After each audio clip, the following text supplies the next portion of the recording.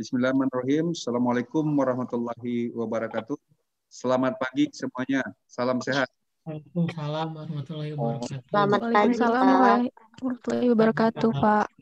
Bagaimana kabarnya semuanya pada pagi hari ini? Sehat semuanya? Alhamdulillah sehat, Pak. Alhamdulillah. Alhamdulillah, Pak, sehat. Kinsai sehat juga ya? Kinsai lagi PLC? Ya, sip. Baik. Yang lagi PLC monitor saja, nggak apa-apa. Nggak usah komen. Hari ini, anak sekalian, kita akan mendiskusikan topik tentang Big Data Analysis. Hari ini sudah hadir grup yang akan mempresentasikan, yaitu yang akan sharing ke kita semua, ya, yaitu Reni Anggraini dan Iban Nugraha. Semuanya orang Bandung. Nah, kemudian, sebelum dimulai, saya ingin sharing sedikit dulu tentang Big Data Analysis ini.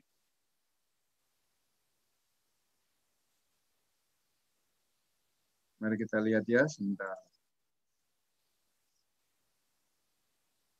Big Data maknanya adalah data yang sangat besar.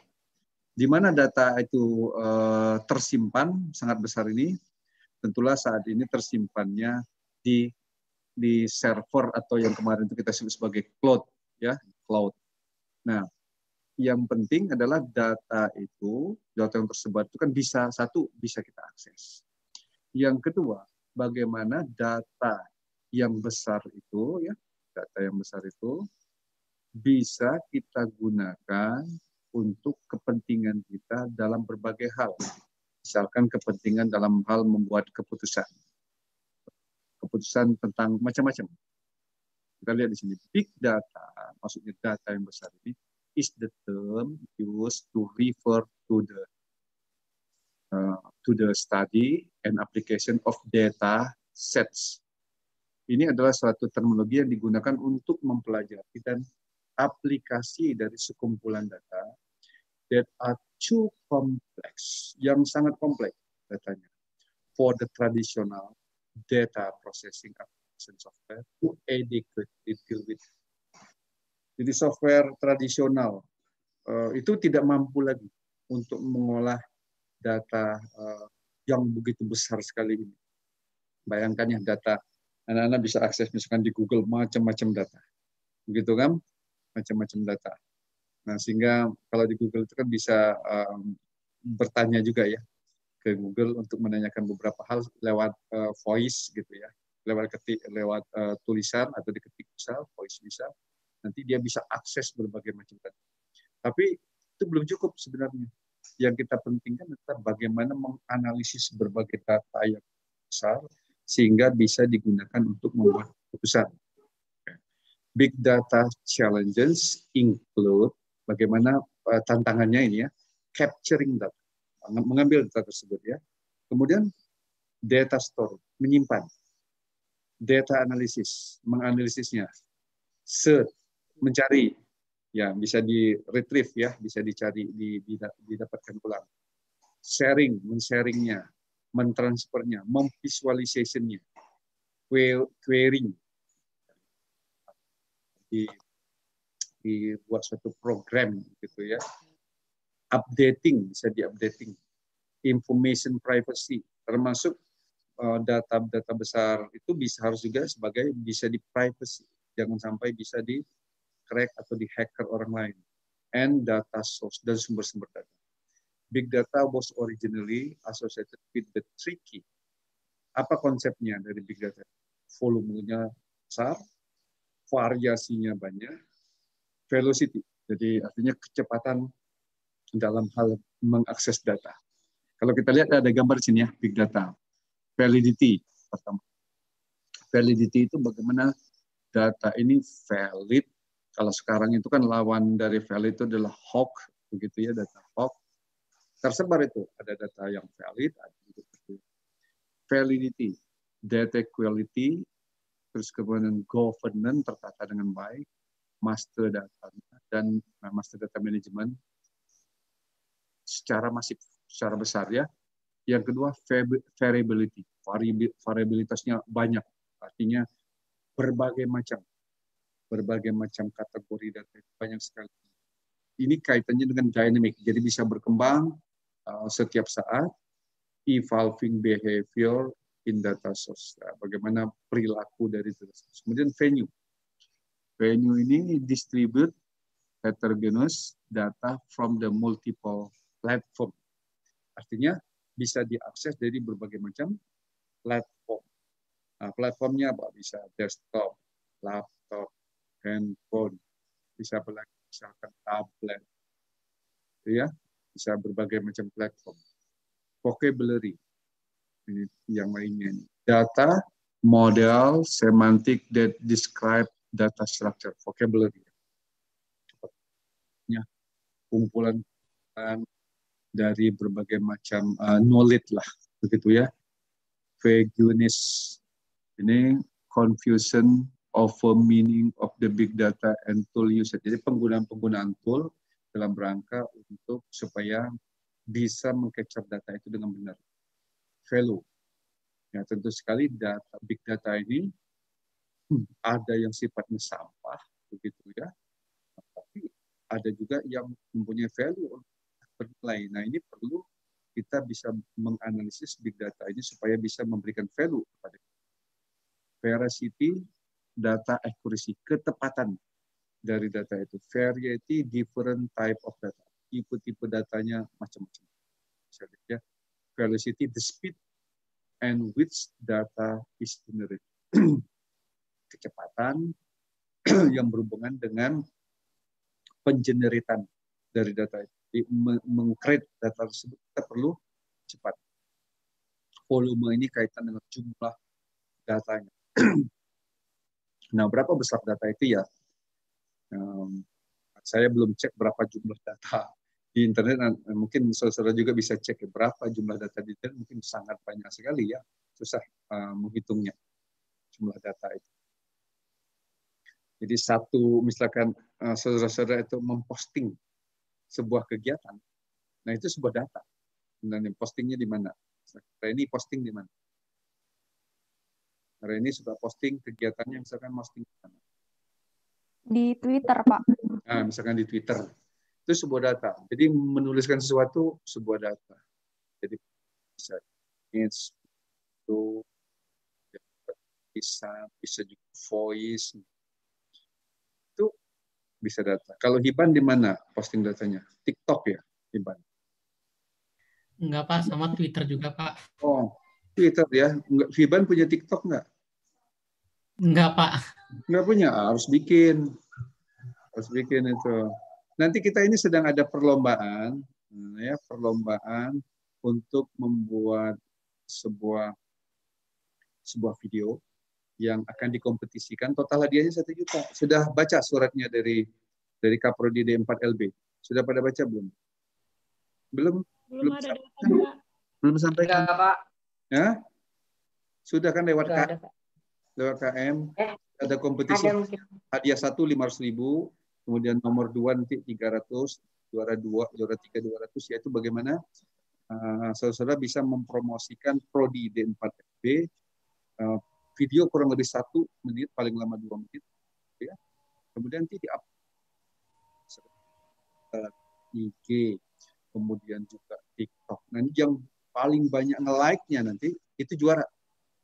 Yang terbanyak nge-like-nya nanti ya. Oke. Tapi saya nggak punya akunnya, Pak. Bikin aja. Cuman 1 menit bikinnya. Bikin akun TikTok ya. Kalau pertama bikinnya ntar yang nge-like nggak ada, Pak. Ya, disebarkanlah minimal di grupnya. Nanti saya nge-like. Ya. Disebarkan dulu. Itu usaha kita lah. Bagaimana banyak pengikutnya, followernya. Baik. Juga boleh. Tidak hanya di TikTok, di mana saja medianya. IG boleh, Facebook boleh, gitu ya. Di media mana saja yang nanti banyak. Mungkin banyak penggemarnya di Facebook. Ya, boleh. Karena baik, kita lanjutkan. Tadi kan tantangannya adalah bagaimana menganalisis data yang besar ini. Nah, menganalisisnya itu tentu sekali menggunakan software. Saat ini ada banyak sekali software. Cuman ini saya tunjukkan ada 10 best big data analytic tool. Jadi ada 10 tool atau software untuk menganalisis big data. Ini nama softwarenya ya. Nah, Table, Cloudera, Teradata, Programming, Spark, ya, Lumifi, Talent, Microsoft HD Insight, Skytree, dan Pentaho. Nah, tentu sekali ada banyak lagi, cuman ini yang topnya seperti ini.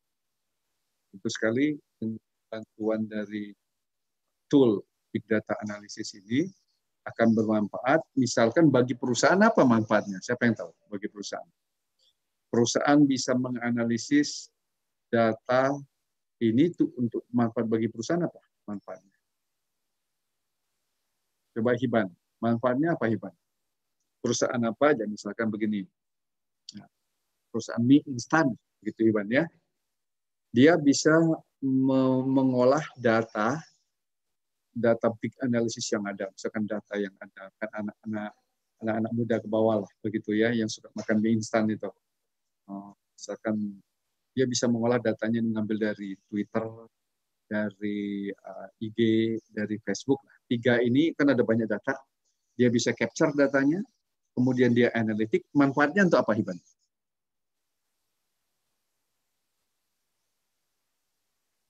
Hiban, untuk apa manfaatnya? Ada yang tahu nggak di sini? Siapa nih? Misalkan Putri, tahu nggak manfaatnya untuk apa? Putri, Yuki, Safira. Manfaat apa Pak? Tadi yang saya ceritakan. Kalau sebuah instan, saya kasih misalkan Indomie, dia bisa mengcapture data orang-orang penduduk di Indonesia lah ya. Dari mana dia mengcapture? Dari Google, dari FB, dari media-media online lah semua. Manfaat untuk perusahaan Pak. Untuk apa manfaatnya? Kalau dia bisa capture, dia olah data. Manfaatnya dia bisa membaca pasar, Pak. Bisa membaca pasar, bisa membaca pasar. Menambah untuk mengetahui permintaan yang paling banyak diminati. Variasi yang paling. Iya Pak. Untuk membaca pasar, Pak. Baca pasar. Terus apa lagi? Tadi yang menjawab tadi siapa nih? Azizah ya? Siapa nih? Putri ya? Iya Pak, bisa forecast pasarnya seperti apa? Pasarnya seperti apa? Pasar antri, pasar baru, atau pasar Ciroyom gitu ya? Maksudnya, Putri ya? Bisa mengetahui Pak keinginan konsumennya. Keinginan konsumen. Oke, bagus. Jadi dia bisa sesuaiin demand sama supply yang harus dia ini Pak keluarin. Gitu ya. Iya Pak. Oke. Gitu. Jadi dia mempelajari behavior. Jadi memprofiling konsumen ini, profilingnya mungkin dari segmen dia bisa. Kemudian juga dari segi perilaku ya. Perilakunya konsumen ini seperti apa. Sehingga dari situ nanti ada yang paling penting dari software ini bisa menganalisis tadi behavior atau perilaku konsumen itu sehingga buat keputusan, misalkan satu keputusannya bagaimana cara memasarkan produk yang ada saat. Kedua, produk-produk apa yang ke depan yang perlu di-create supaya sesuai dengan keinginan misalkan anak-anak milenial contohnya, khusus buat mie instan khusus untuk anak-anak milenial misalkan, atau mie instan khusus untuk mahasiswa. Gimana kalau makan mie instan jadi pinter umpamanya begitu, mau nggak Reni makan mie instan jadi pinter? Jadi ada produk mie instan rasa apa ya, rasa unta membuat mahasiswa menjadi pintar misalkan begitu. Rasa unta goreng. Mau Reni? Kalau enggak, mie instan plus nasi, Pak. Bisa, Pak, boleh. Kalau buat pinter. Buat pinter kan. Nah, bisa itu dari data dia capture sehingga membuat sebuah produk baru, mie instan rasa unta goreng membuat pinter, umpama ya. Oke. Nah, itu topik kita hari ini. Namun, itu kan luas ya. Kita mau kaitkan big data ini bagaimana pemanfaatan dalam supply chain. Nah, ini grup Hiban dan Hiban dan Reni akan menjelaskan tentang analisis di dalam supply chain, di mana ini ada banyak penelitian-penelitian tentang berkaitan dengan big data di dalam supply chain. Gitu ya. Nah, itu kira-kira pengantar dari saya. Nah, selanjutnya saya persilakan Reni untuk share slide, share screen. Baik, Pak.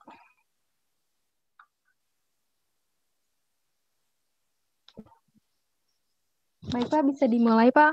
Silakan Ren. Assalamualaikum warahmatullahi wabarakatuh. Waalaikumsalam. Selamat pagi dan salam sejahtera bagi kita semua. Terima kasih kepada Bapak dosen dan teman-teman yang sudah bersedia untuk masuk ke Zoom melihat presentasi yang akan kelompok kami sampaikan. Pertama, teman saya Hiba Nugraha dan saya sendiri Reni Anggraini. Pada kesempatan kali ini, kami akan menyampaikan materi presentasi yang berjudul Big Data Analysis in Supply Chain. Langsung saja, kami akan menjelaskan poin-poin yang tersaji di layar Zoom, teman-teman. Nah, ini adalah beberapa poin-poin yang akan kami jelaskan. Yang pertama itu ada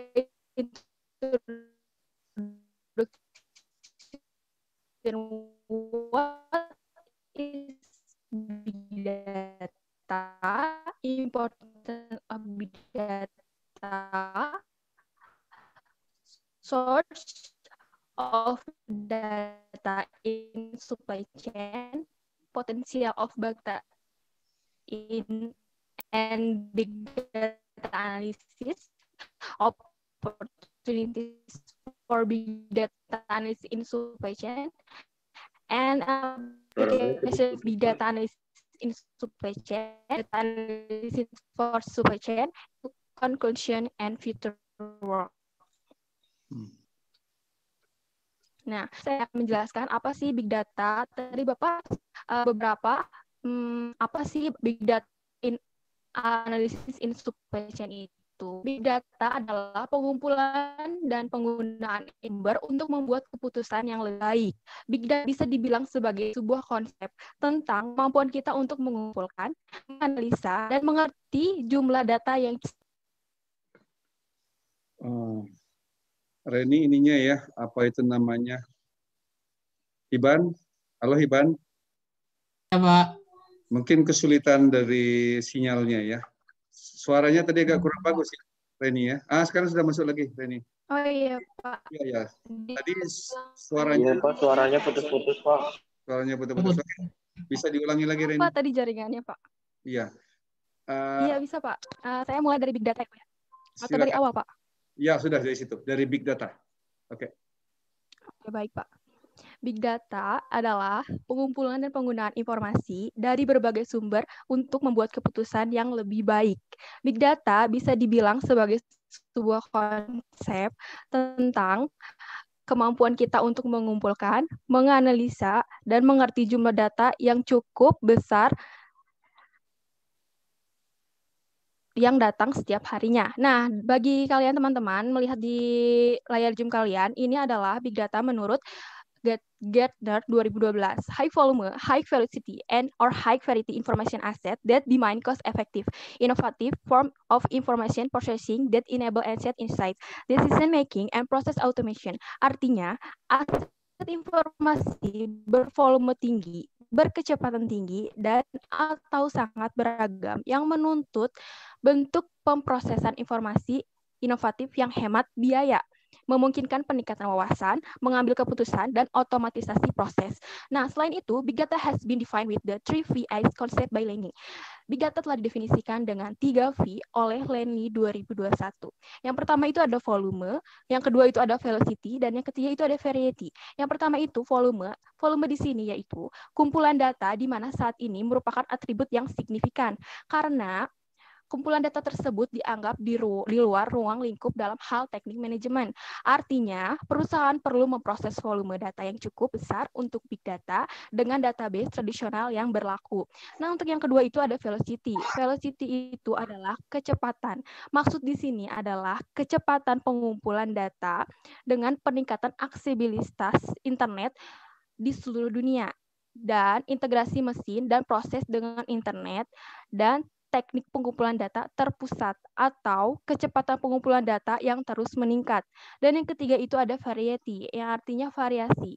Seiring dengan volume dan laju pembuatan data, jenis data juga merupakan atribut penting dalam mendefinisikan big data, yaitu bisa data yang dikumpulkan dengan terstruktur dan tidak terstruktur. Nah, maksud dari data terstruktur itu adalah data yang sistematis dikumpulkan dari sumber seperti penjualan atau transaksi keuangan dan sistem reservasi. Sedangkan data tidak terstruktur adalah data yang dihasilkan dari sumber seperti media sosial, email, dan komunikasi menurut teknologi 2018. Nah, selain itu, big data can be explained with two additional V's with the 5S concept. The additional to VS being.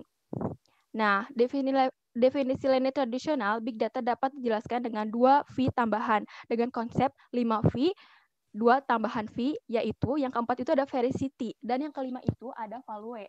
Nah, untuk veracity adalah kebenaran. Maksud di sini adalah kebenaran yang seringkali didefinisikan sebagai kualitas atau kepercayaan data yang dikumpulkan. Mempertimbangkan keakuratan data, jadi jika menyangkut big data, kualitas selalu lebih disukai daripada kuantitas. Untuk fokus pada kualitas, penting untuk menetapkan metrik seputar jenis data yang dikumpulkan dan sumbernya. Dan yang kelima itu ada value. Value itu adalah nilai yang memperoleh kumpulan data skala big data yang melibatkan investasi yang disubstansial. Nilai kumpulan data dapat ditentukan dengan memperkirakan wawasan yang dapat dihasilkan dari kumpulan data pasca analitik. Dan selanjutnya ini adalah importance of big data in supply chain, yang artinya pentingnya big data dalam rantai pasok. Menurut GOS 2015, the use of big data can offer a significant value in areas such as product development, market demand prediction, supply decision, distribution, optimize, and customer feedback. Yang artinya mayoritas aliran informasi yang terkait dengan aliran material didokumentasikan dalam bentuk data terstruktur digital. Karena cakupan rantai pasokan saat ini di seluruh dunia atau volume data yang dikumpulkan dari berbagai prosesnya dan kecepatan pembuatannya dapat dikualifikasikan sebagai big data. Nah, penggunaan big data dapat menawarkan nilai yang signifikan di berbagai bidang seperti pengembangan produk, prediksi permintaan pasar, keputusan pemasok, pengoptimalan distribusi, dan umpan balik pelanggan. Ringkasan kontribusi big data di setiap dominan bisnis disajikan pada tabel 1. Nah, teman-teman, kalian bisa melihat di sini ada contoh tabel 1 tentang percentage of big data contribution in business domain menurut GOS 2015. Dan selanjutnya akan dipresentasikan oleh teman saya Hiban.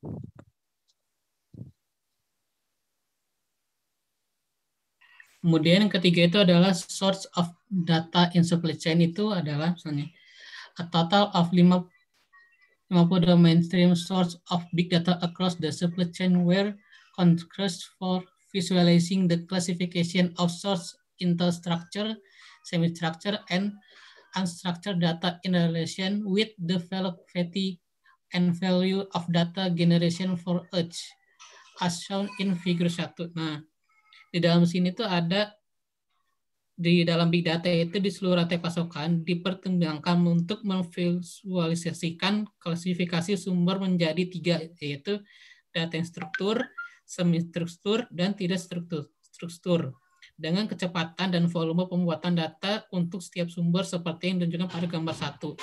Yang pertama itu ada struktur data. Nah, itu ada bagiannya, itu ada RAP transaction data, CRM transaction data, demand forecast, dan organization and destination atau OND. Yang keduanya itu ada RFID, on shelf and availability, barcode system, dan delivery times and terms. Nah, yang keduanya itu adalah semi-structured data. Itu adalah mobile location, claims data, delivery expedite instance, terus ada lagi edit invoice and purchase order, dan terakhir adalah competitor printing. Nah, kemudian ada lagi di bagian unstructured data itu ada messenger data, weather data, traffic density, call center logs, customer location and channel, loyalty loyalty program, kemudian ada GPS enable big data telematik, intelligent transport system, call logs, voice audio, Facebook status, Twitter alerts, bio and news, email records, terus kemudian ada card pick up and delivery, dan terakhir adalah Internet of Things sensing.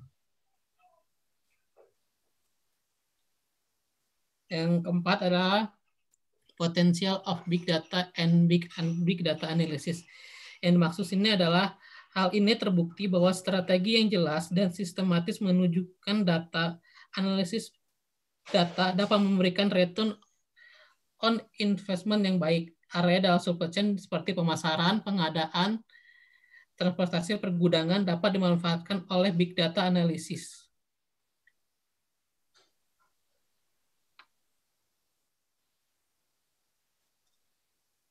Lanjut, Ren.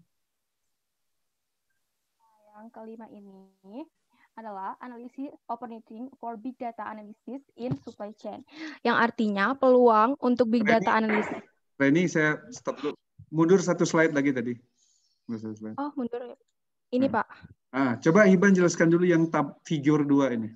Figur 2. Oh, itu, Pak. Nah, ini penting nih. Itu ada yang pesan-pesan itu result company have using big data analysis, yang itu yang pertama itu adalah improvement in customer service and demand fulfillment of 10% of data, itu adalah sebesar 46%. Paling besar itu jadi ya. Ini result company have achieved using big data analytics. Jadi hasil perusahaan menggunakan big data itu paling besar. Satu, untuk apa tadi yang 46%? Untuk improvement in customer service and demand fulfillment of 10% or greater. Faster. Ya, nomor 2 itu adalah faster and more effective reaction time to supply chain issues. Besar 43%. Yang ketiga itu adalah increase in supply chain efficiency of 10% or greater lagi. Kemudian itu sebesar 36%. Yang keempat adalah greater integration across the supply chain sebesar 36%. Optimization of inventory and assets productivity sebesar 33%.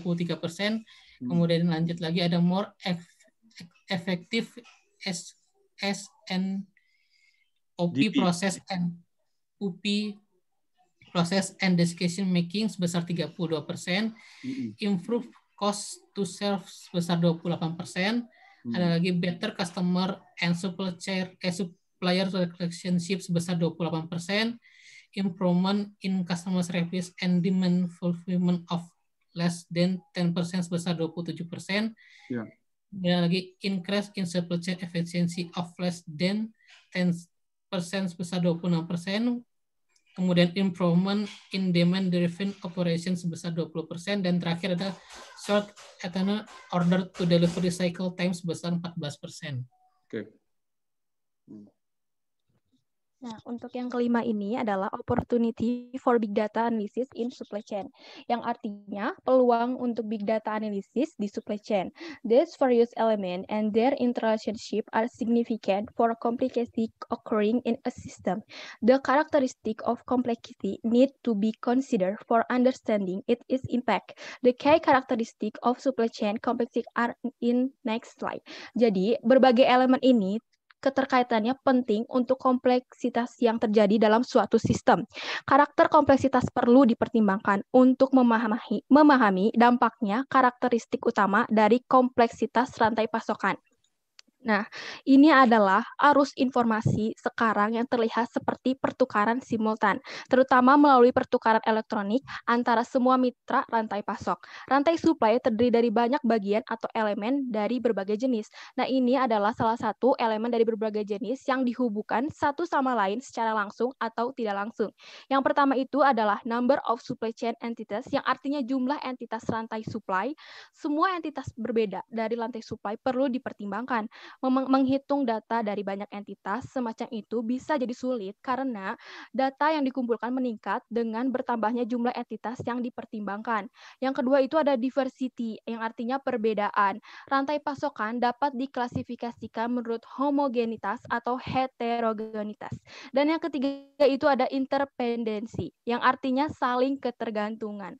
Saling ketergantungan di sini yaitu antara item, produk, dan mitra rantai pasokan. Kompleksitas meningkat secara proporsional dengan peningkatan saling ketergantungan. Dan yang keempat itu ada variety, yang artinya variasi. Variasi mempresentasikan perilaku dinamis dari suatu sistem. Dan yang kelima itu ada uncertainty, yang artinya ketidakpastian.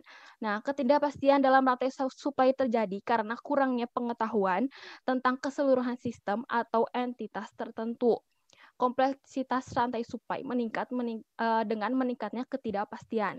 Dan selanjutnya akan dijelaskan oleh teman saya Hiban.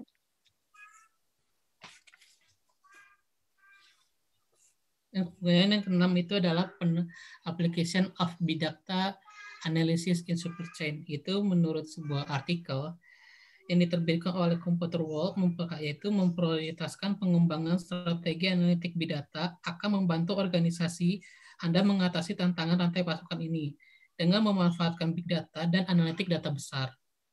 Analitik data. Rantai pasokan yang harus berfungsi sebagai dengan tujuan meningkatkan di berbagai bidang seperti prediksi kebutuhan pelanggan, penilaian rantai pasokan, efisiensi rantai pasokan secara keseluruhan dalam waktu reaksi, dan penilaian resiko. Nah, kemudian di sini ada aplikasi analisis big data. Yang pertama itu planification. Nah, aplikasinya itu yang pertama adalah evaluasi resiko dan perencanaan ketahanan. Yang kedua adalah mengurangi resiko investasi infrastruktur dan kapasitas eksternal yang dikontrak. Yang ketiga adalah memungkinkan pemantauan kerja serta meningkatkan fungsi perencanaan dalam manajemen. Nah, yang kedua itu ada supplying. Nah, aplikasinya itu yang pertama adalah mengurangi kapasitas penyimpanan dan distribusi.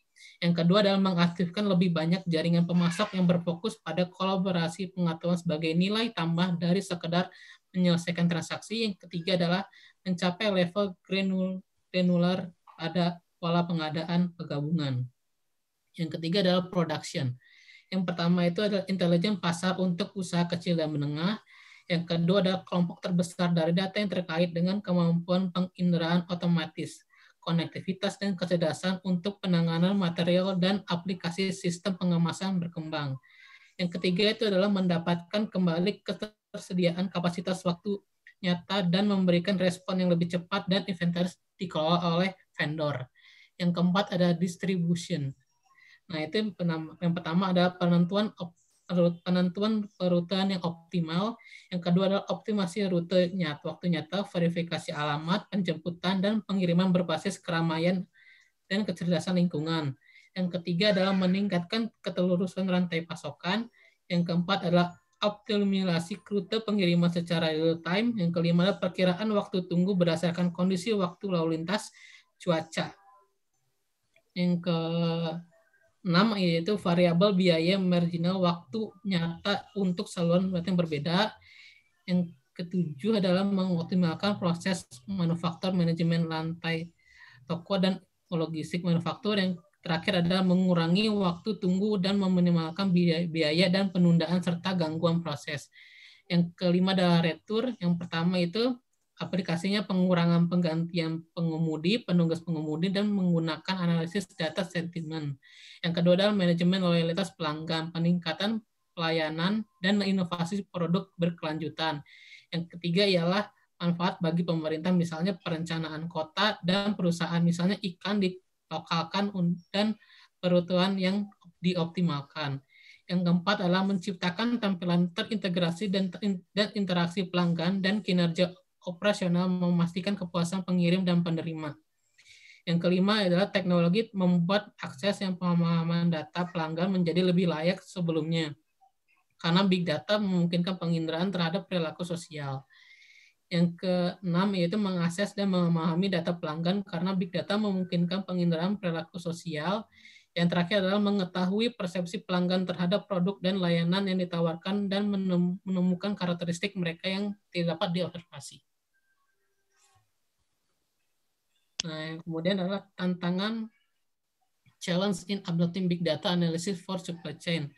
Masalahnya itu adalah memakan waktu.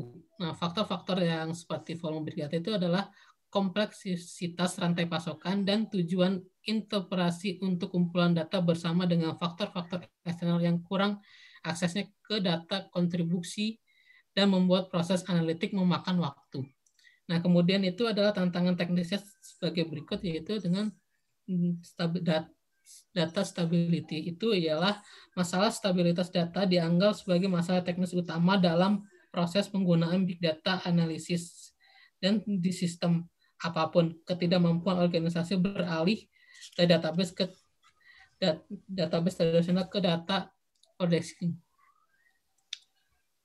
Yang ke-8 adalah kesimpulannya, yaitu adalah mengingat tingginya biaya infrastruktur big data analisis, penelitian khusus menjadikan big data analisis lebih hemat biaya, dimungkinkan dengan mengurangi biaya infrastruktur untuk menyimpan big data dan untuk meningkatkan volume akurasi data yang dihasilkan dari berbagai proses seperti manufaktur dan logistik.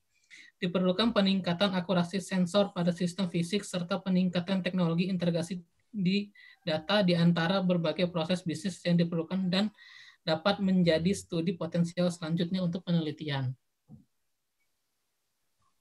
Kami telah sampai di bagian akhir presentasi. Selama presentasi, kami telah membahas beberapa poin yang tersaji di layar Zoom, teman-teman. Bagi teman-teman yang ingin bertanya, dipersilahkan. Oke, baik, Reni dan Iban, presentasi yang sangat menarik sekali ya, di mana juga ini diperkuat oleh Reni yang intonasinya adalah seperti ini ya, pembawa acara di televisi begitu ya, bagus sekali ya.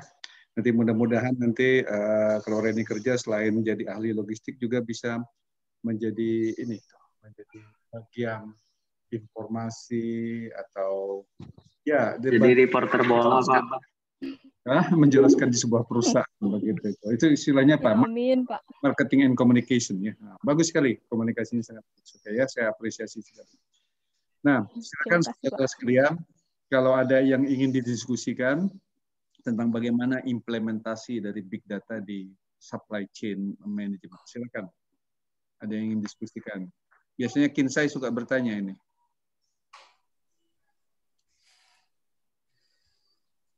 Silakan mau bertanya. Safira, Pak. Safira, silakan Safira. Ya, mau nanya sama kelompok Reni sama Hiban. Kan tadi disebutin kalau ada tantangan dalam mengadopsi analisis big data untuk rantai pasok.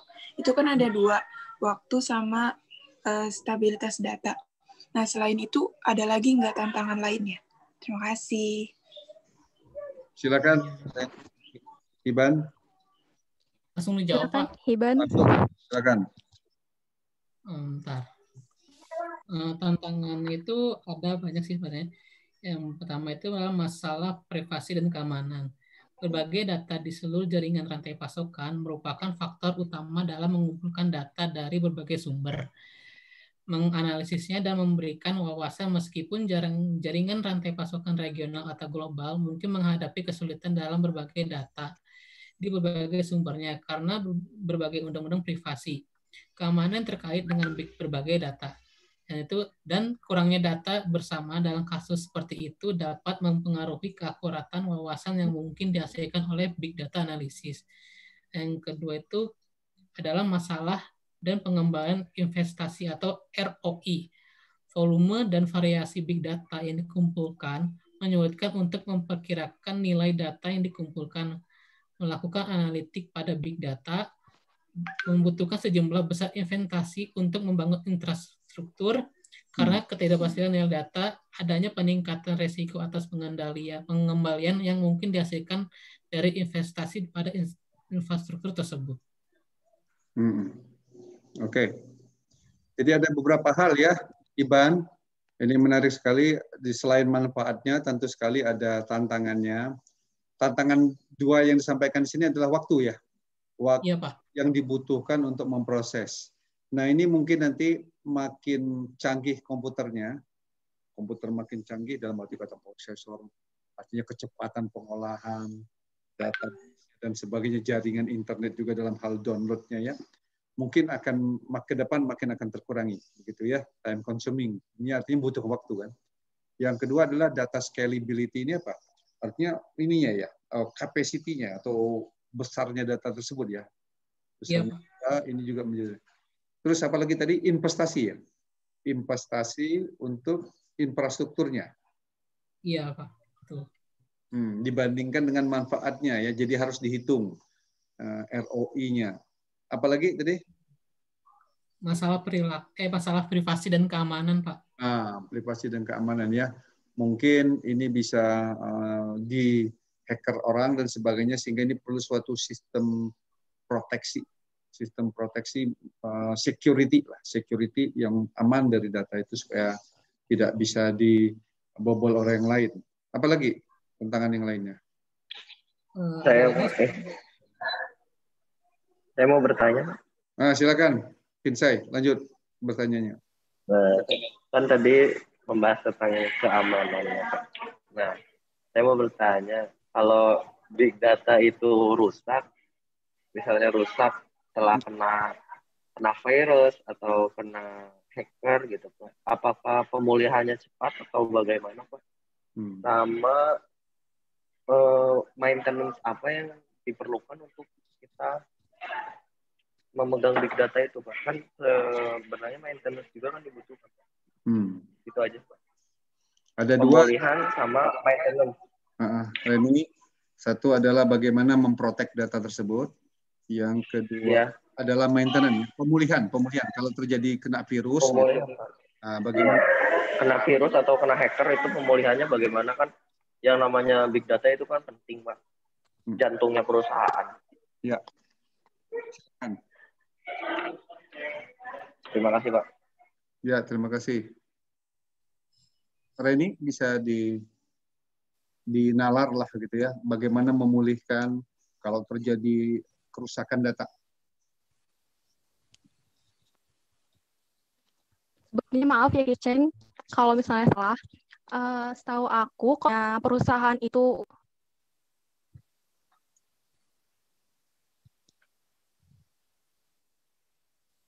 kalau kerusakan data itu pasti kan Pak ada perbaikan. Kiceng ada perbaikan kan Ceng, tapi itu kan pasti secara perlahan, nggak mungkin langsung baik gitu. Pasti perusahaan juga memiliki proteknya masing-masing, tergantung perusahaan itu. Kalau besar, mungkin untuk ngehack aja kayaknya susah kalau misalnya perusahaan itu besar dan punya keamanan yang kuat. Nah, kalau untuk yang misalnya kecil gitu, kayaknya emang berproses kalau untuk Reni, ya channelnya. Silakan, Ivan ceritakan. Pertanyaan pertama, bagaimana memulihkan kalau data itu rusak? Ini Reni sudah masuk lagi. Bisa dilanjutkan. Kalau data rusak,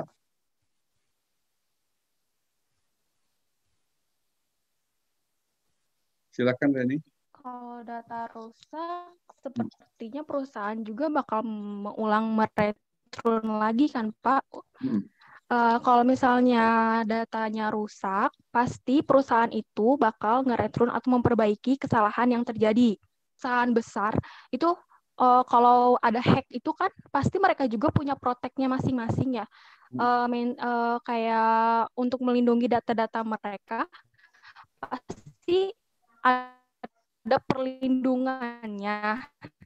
Nah, untuk yang kecil-kecil itu, yang perusahaan-perusahaan kecil itu kayaknya untuk ada kesalahan data ya pasti semuanya juga ada perbaikan. Tapi untuk hack itu pasti kalau yang kecil-kecil pasti ke hack tapi bakal kembali lagi. Tapi untuk maintenance-nya saya kurang tahu Pak. Maintenance dalam kesalahan big data itu. Maintenance ya, maintenance. Ya, silakan Hiban, mungkin ada yang bisa ditambahkan. Hiban. Samanya sih kayak Reni, Pak. Coba ya ada yang lainnya apa tambahannya? Ya, mungkin kemungkinan kecil juga sih Pak kalau gitu tuh. Kan privasi perusahaan gede kan nggak mungkin semua orang tahu gitu Pak. Jadi setiap perusahaan punya privasi masing-masing, nggak mungkin diumbar-umbar ke orang-orang juga. Enggak diumbar. Enggak diumbar ini. Maksud saya tuh kalau kebobolan gitu. Kebobolan kan perlu maintenance yang cepat gitu loh. Kayak maksudnya gini, website pas penduduk website di penduduk kebobolan kan maintenance harus cepat. Bagaimana cara kita memperbaikinya? Perusahaan juga menyediakan protek untuk ya, yang kalau perusahaan besar juga kan ya.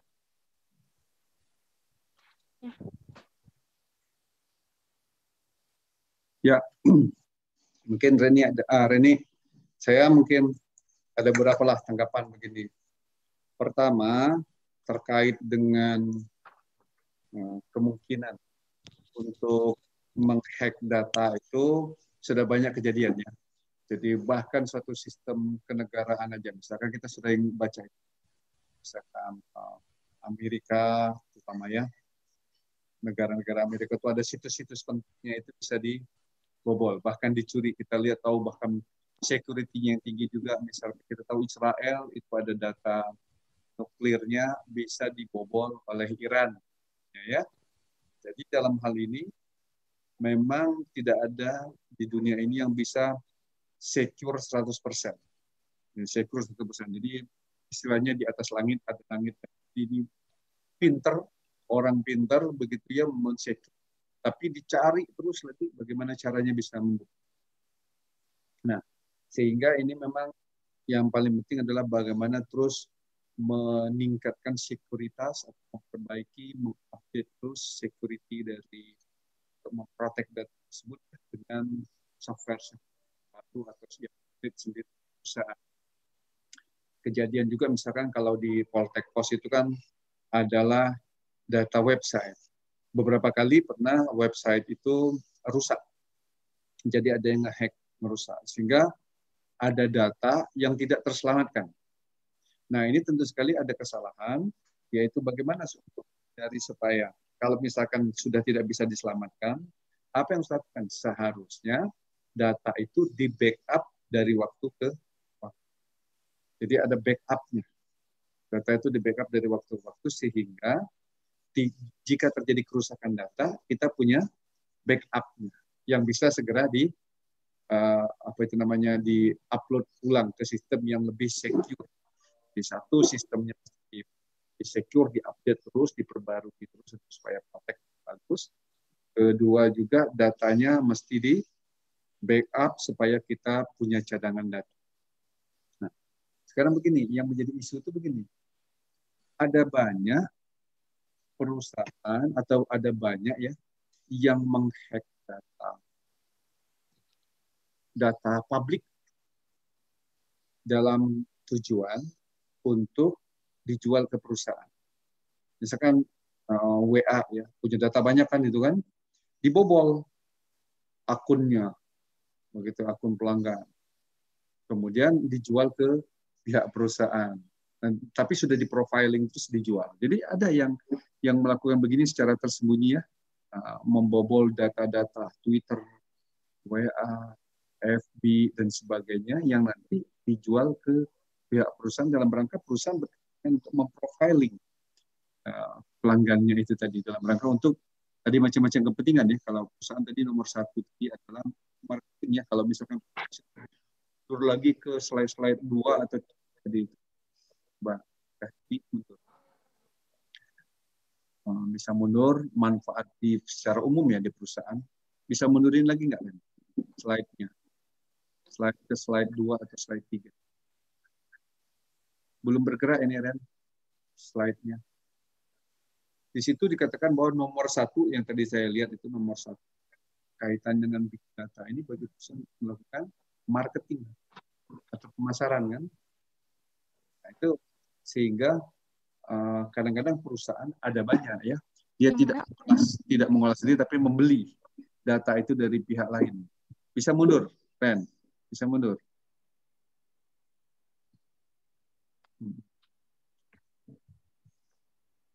Terus mundur lagi, agak jauh tadi, yang menunjukkan tentang penggunaan big data.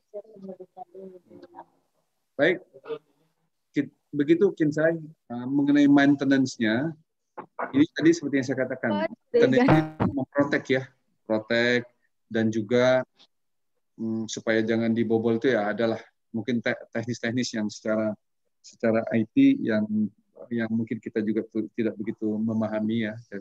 Yang penting keamanan dari servernya perlu dijaga, jangan sampai ada orang bisa merusak server. Bahkan ada server ya seperti perusahaan-perusahaan seperti Google, perusahaan-perusahaan yang menyimpan server laut. Jadi ada beberapa back di laut, di mana itu yang tidak bisa diakses orang di beberapa tempat. Jadi kalau rusak satu tempat, punya backup yang lainnya. Gitu ya. Oke. Baik, kita lanjutkan. Silakan kalau ada pertanyaan dari yang lainnya. Rizal? Saya, Pak. Silakan, Yuki. Yuki ya? Siapa yang tanya? Iya, Pak. Yuki, Pak. Silakan, Yuki. Yuki, nah silakan. Boleh lihat di slide yang ke-8-nya tadi nggak, Ban? Yang slide 8. Slide 8, Reni. Sebentar ya, Ki. Ya. Pak, ini bukan Ki. Ini Ki. Iya. Nah, ya. Kan yang tadi kan dijelasin di diversity itu kan ada homogenitas sama heterogenitas. Nah, maksudnya ada kedua itu apa yang kan? Makasih. Baik. Boleh jawab sekarang, Pak? Langsung. Silakan. Jadi homogenitas dalam analisis in supply chain ini yang dimaksud itu untuk meyakinkan bahwa kelompok data yang akan diukur memang berasal dari populasi yang homogen. Homogen itu jadi sama gitu. Nah, itu untuk yang homogenitas ya, Ki. Nah, untuk yang heterogenitas itu kayak keanekaragaman sumber data, baik struktur maupun tidak struktur. Nah, maksud dari struktur itu contohnya kayak dalam bentuk email, foto, video, dan lain-lain. Kalau unstruktur itu biasanya jadi masalah karena penyimpanan dan pengelolaannya emang tidak struktur kan, unstruktur. Kayak gitu, Ki. Apa kurang jelas, Ki? Unstruktur. Ya, Pak. Jelas, terima kasih. Ya, sama-sama, Ki. Silakan yang lainnya. Ada pertanyaan atau ada tanggapan? Pak, saya izin bertanya, Pak. Silakan. Izin bertanya kan, ya, Sri, ya, ya Pak, kalau penerapan big data pada perusahaan e-commerce itu sendiri bagaimana ya? Yang menurut kalian tahu aja sih. Terima kasih. Iban mau jawab atau aku aja? Ya, silakan. Reni dan Iban ditambahin lah. Oh iya. Kalau penyimpanan big data dalam analisis itu contohnya kayak misalnya e-commerce Shopee ya. Dia kan kayak bisa terhubung ke WhatsApp, ke Facebook, ke sosial media lain. Sehingga kan data-data itu masuk tuh ke e-commerce. Mungkin seperti itu. Ulangi lagi, Rizky, pertanyaannya. Sri Rizky. Bagaimana penerapan big data pada perusahaan e-commerce, Pak? Penerapan itu begini artinya. Satu, mengenai datanya sendiri, kira-kira apakah e-commerce itu dia punya, misalkan lah ya, e-commerce, blibli.com, Shopee, dan sebagainya, apakah punya server sendiri? Kemudian penerapannya, bagaimana mereka, ini kan banyak customer ya yang daftar ya. Jadi customer daftar, gitu ya. Kemudian dia kan misalkan Reni misalkan suka beli di mana Reni? Shopee, Pak. Nah, Shopee. Kan beli ya. Beli barangnya itu kan mungkin ada yang sama, ada beda-beda, begitu kan? Banyak beli barang ya, semua orang beli Iya, barang. Pak. Nah, satu begini pertanyaannya, dari customer yang beli barang itu bagaimana cara dari perusahaan untuk apa nih? Nanti kan ada data banyak nih. Kira-kira manfaatnya untuk apa? Untuk perusahaan. So, Iya. Iban beli yang lain, ini beli yang lain dan sebagainya. Nah, itu satu dulu manfaatnya untuk apa?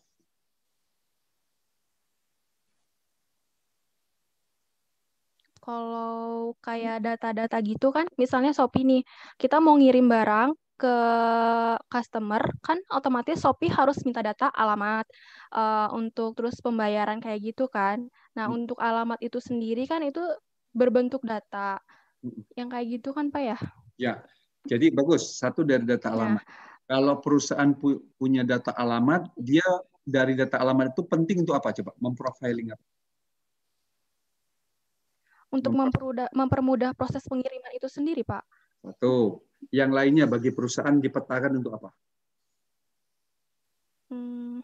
Data pengiriman. Iya, data pengiriman sudah jelas sudah. Jadi nanti manfaat yang lainnya untuk perusahaan kan bisa begini, Redi di Bandung, Yuki Jakarta, kota ini misalkan ya, Kinsai di Pangandaran, Sri Rezeki Medan di kota Medannya, Rizal di Garut umpama. Ini manfaatnya untuk apa begitu perusahaan? Tahu data itu.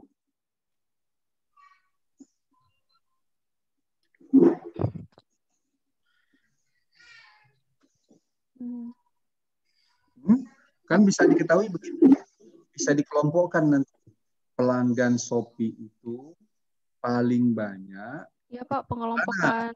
Betul kan? Dikelompokkan kan? Nanti misalkan Bandung berapa banyak, laki-laki berapa, perempuan berapa. Daerah Garut paling banyak perempuan. Di Indonesia akan diprofiling seluruh Indonesia itu. Bahkan mungkin dia sampai ke Asia Tenggara dan dunia ya. Pelanggan mereka yang paling banyak itu di mana? Itu satu. Kalau dia tahu pelanggan yang paling banyak, misalkan pelanggan yang paling banyak itu di daerah Surabaya, maka apa yang perlu dilakukan? Berarti untuk supaya pelayanan cepat ke pelanggan butuh apa? Butuh informasi. Distribusi. Ya, Gudang, bagus. Fulfillment center ya, fulfillment center. Yeah. Ya mungkin dia akan bikin fulfillment center yang di daerah dekat kota Surabaya, begitu untuk penampungan supaya cepat. Gitu. Atau dia akan menggunakan pihak ketiga provider logistik yang handal di daerah Surabaya itu apa, supaya cepat gitu melayani pelanggannya. Gitu. Dan yang lainnya dia juga bisa tahu. Kalau orang di daerah Surabaya, misalkan itu kebanyakan belinya apa? Dia akan profiling ini, ya. Umur sekian sampai sekian, kebanyakan beli apa? Umur sekian sampai sekian, beli apa? Umur sekian sampai sekian, tipe pembeliannya apa? Sehingga dengan demikian dia bisa menyiapkan inventory dari produk-produk tersebut atau kerjasama dengan berbagai pihak itu dia harus prepare, bisa menyiapkan istilahnya yang jualan itu apa namanya? Pelapaknya atau apa kalau di Shopee itu artinya toko lah ya, toko ya, store ya. Dia harus bisa memberikan informasi ke store bahwa produk-produk ini harus selalu dijaga ketersediaan karena apa? Karena banyak peminatnya. Ya, itu salah satu contoh saja pentingnya big data. Ya, dalam hal ini perusahaan ada pilihan ini dari segi yang tadi Hiban katakan. Investasi. Apakah perusahaan dalam hal ini Shopee menginvestasikan suatu server? Kita kan disimpan di server ya, server sendiri, investasi server sendiri. Kedua, atau dia sewa cloud, sewa cloud. Nah, saya pernah ada mengikuti seminar begini. Jadi kalau kita investasi server sendiri, misalnya kapasitasnya sekian giga begitu ya. Sementara traffic pembelian itu tidak selalu tinggi. Traffic pembelian tinggi itu di saat apa? Di saat Hari raya. Hari raya gitu, Pak. raya. Akhir tahun. Apalagi event. 12, Pak. Event ya. Ada event-event Iya, Pak, 11. Pada event-event tertentu itu dia perlu ada kapasitas server yang tinggi. Begitu ya. Kalau enggak dia akan down kan? Akan down sistemnya ya, tidak bisa diakses. Nah, sementara di hari-hari lain mungkin kapasitas servernya cukup rendah. Pada hari tertentu dia butuh 90%. Pada hari lainnya dia cuma trafficnya memang 30%, 40%. Jadi sehingga yang menentukan. Jadi kontraknya nanti saat yang ada event-event tertentu boleh kontrak untuk kapasitas yang tinggi. Pada event kalau tidak ada event, kontraknya yang rendah saja, sehingga lebih fleksibel dalam hal biaya. Dan kalau cloud itu maka perusahaan tidak perlu ada maintenance server sendiri. Mahal kan untuk maintenance server sendiri. Nah, jadi ada pilihan apakah punya server sendiri gitu rezeki ya. Dalam hal maintenance data dia sewa cloud. Jadi cloud yang memaintenance dengan berbagai macam software yang dia bayar gitu. Jadi tanggung jawab keamanan dan sebagainya adalah dan perusahaan bisa download. Begitu. Ya, oke. Baik, yang lain ada komen dari Sri Rizky, ada komen lagi. Cukup jelas Pak. Sekarang saya sudah tahu. Berarti ada dua pilihan ya Pak. Yang pertama itu menyewa cloud dengan tanggung jawab dari mereka sendiri. Yang kedua itu kita bikin sendiri tapi biayanya besar gitu kan Pak. Jadi yang lebih baik kita memilih cloud yang itu kan Pak. Ya, menyewa cloud dari dihitung lah begitu. Apakah perusahaan biasanya perusahaan-perusahaan yang menengah ke bawah begitu ya. Itu sewa cloud semua karena murah. Kalau investasi server kan mahal. Harga server itu ratusan juta. Misalkan ada yang 300, 500 sampai miliar. Ya, harganya. Ya itu yang biasa-biasa saja gitu ya. Apalagi perusahaan yang trafficnya tinggi ini kan butuh server yang tinggi. Terus biaya listrik, biaya orang yang memaintenance. Begitu kan? Sementara trafficnya itu kan terlalu tinggi. Tidak selalu tinggi. Pada event-event tertentu saja ya. Karena itu biasanya banyak perusahaan yang sewa cloud dan sudah ada aplikasinya lagi. Kalau sewa cloud itu aplikasinya jadi tinggal ngisi ininya apa itu konten-kontennya saja. Tinggal ngisi konten di dalam aplikasi tersebut. Jadi tidak sekarang lebih murah dengan menggunakan cloud computing yang kita bahas minggu lalu. Nah, itu. Silakan yang lainnya. Ada pertanyaan? Baik Pak, terima kasih Pak atas penjelasannya beserta teman-teman. Iya. Ada pertanyaan ini dari siapa? Gita mungkin? Gita, Dela, Rizal. Nggak ada Pak. Pak, izin nanya Pak. Silakan. Ayo, Rizal. Ini mungkin bukan hanya terjadi kepada saya ya Pak ya. Iya. Mungkin teman-teman atau Bapak sendiri juga pernah terjadi. Kan kita pernah mendapat pesan atau SMS gitu kan Pak, yang berhadiahkan. Itu kan semacam tipuan. Ya. Apakah itu juga terjadi kebocoran big data gitu Pak dari pihak provider? Terima kasih Pak. Iya, terutama SMS ya. Terutama SMS. Kalau betul kata Rizal tadi, ya, kalau WhatsApp jarang kebocoran. Ini kasus SMS. Bagaimana Niban? Apakah terjadi kebocoran data di provider sehingga tiba-tiba Reni dapat tawaran Reni menang 200 juta dari Shopee, begitu ya? Segera hubungi nomor telepon sekian, begitu. Kita nggak dapat begitu Niban atau Reni, kan? Pernah Pak. Nah itu kok bisa begitu? Gimana itu? Yang saya tahu ya Pak, misalnya ada orang nih, dia nomor teleponnya udah nggak aktif lagi, tapi pas itu dia nggak pakai nomor itu, dia nomornya nggak bilang ke provider bahwa dia nggak aktif lagi, tiba-tiba si provider itu menjual lagi nomor tersebut dan nomor tersebut bisa dipakai buat menipu orang Pak. Yang saya tahu seperti itu Pak. Dia kok tahu nomor HIPAN? Tahu Pak. Gimana caranya, Ren? Misal contoh kecilnya itu kayak misal kita habis kirim barang, kan di situ ada info, nomor, alamat, dan lain-lain. Nah, banyak kan orang oknum yang kadang kita tuh nomor teleponnya nggak dibuang, nggak dicoret, nggak di apa. Nah, biasanya orang-orang oknum yang nggak baik ini ngambil nomor telepon yang ada sampah paket yang diterima sama kita. Nah, bisa jadi dari nomor itu, orang-orang oknum yang seperti penipuan itu mengambil kesempatan dalam penipuan. Ataupun bisa promo Dunkin Donat misalnya. Itu kan kita suka dapat SMS kan. Nah, itu kan ada voucher-voucher nomornya. Nah, biasanya itu tuh kita nggak tahu nomornya aman atau tidak. Kalau kata saya gitu sih. Ya, oke.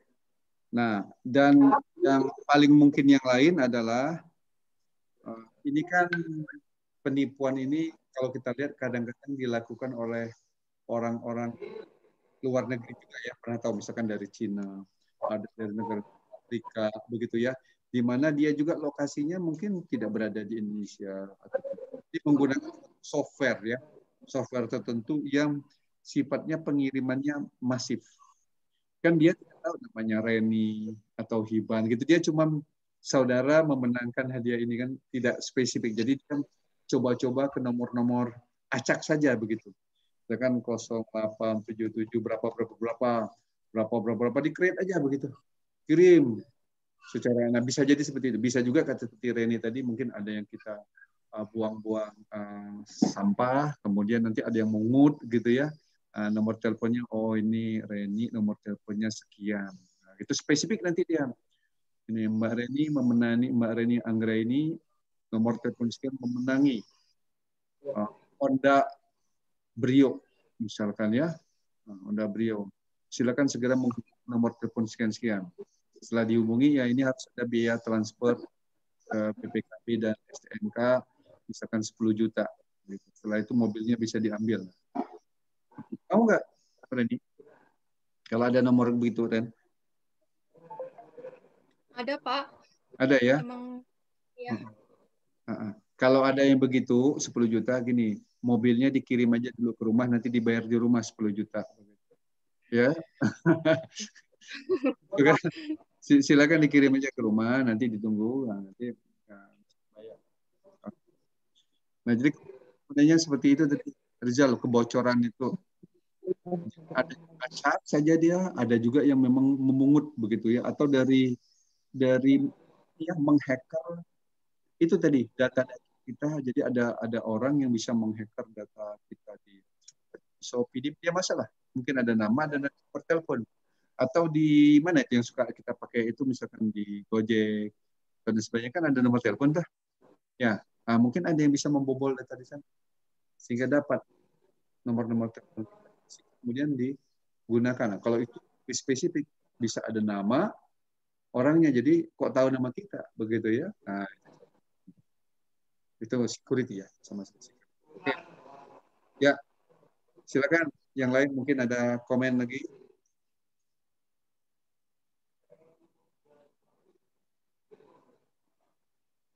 Komen, ada pertanyaan? Ada yang lainnya?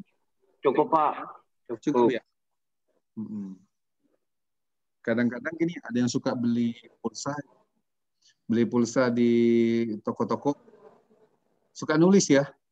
Keren ya, suka nulisnya. Kalau Iban atau Reni atau saya masih beli pulsa di toko, nulis nomornya. Nah, terus dia buang. Saya udah nggak pernah beli pulsa. Setelah itu kan daftar itu dibuang gitu ya. Nah, mungkin ada yang dapat, atau dia beli ke toko-toko pulsa malah. Daftar teman orang itu. Dibeli, nah, kemudian dari nomor itu kemudian di SMS semuanya. Itu bisa jadi. Yang lain ada pertanyaan? Cukup?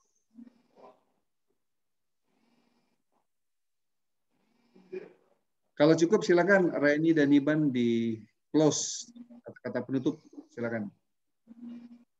Reni silakan ditutup. Reni? Ya. Hiban menutup. Aku nih Hiban mau nutup, Pak. Silakan. Baik, sekian dari kelompok kami. Mohon maaf jika ada salah kata yang kami ucapkan. Topik wa hidayah. Wassalamualaikum warahmatullahi wabarakatuh. Waalaikumsalam. Silakan Reni kalau mau ditambah penutupnya boleh. Silakan sama Reni. Terima kasih untuk Bapak dan teman-teman yang sudah mau mengisikan waktunya untuk memperhatikan presentasi dari kelompok kami, yaitu kelompok 9, tentang Big Data in Analysis dari Supply Chain Management. Apabila ada kesalahan, mohon dimaafkan. Wassalamualaikum warahmatullahi wabarakatuh. Waalaikumsalam warahmatullahi wabarakatuh. Baik, anak-anak semua ya, terima kasih atas perhatiannya, atas diskusi yang sangat menarik sekali ya. Big data analysis di mana ini selain tadi implementasinya tentu sekali di perusahaan, tetapi dekat sekali dengan kita sebagai konsumen dan sehari-hari juga kita menggunakan ini, begitu ya, menggunakan artinya terlibat juga di dalam big data analysis, mana data kita mungkin bisa dibobol orang atau bahkan kita menggunakan data-data tersebut yang tersebar di dalam online, jadi kita bisa gunakan. Baik, terima kasih atas perhatiannya semua. Billahi taufiq wal hidayah. Assalamualaikum warahmatullahi wabarakatuh. Salam sehat selalu. Waalaikumsalam. Terima kasih Bapak. Terima kasih ya.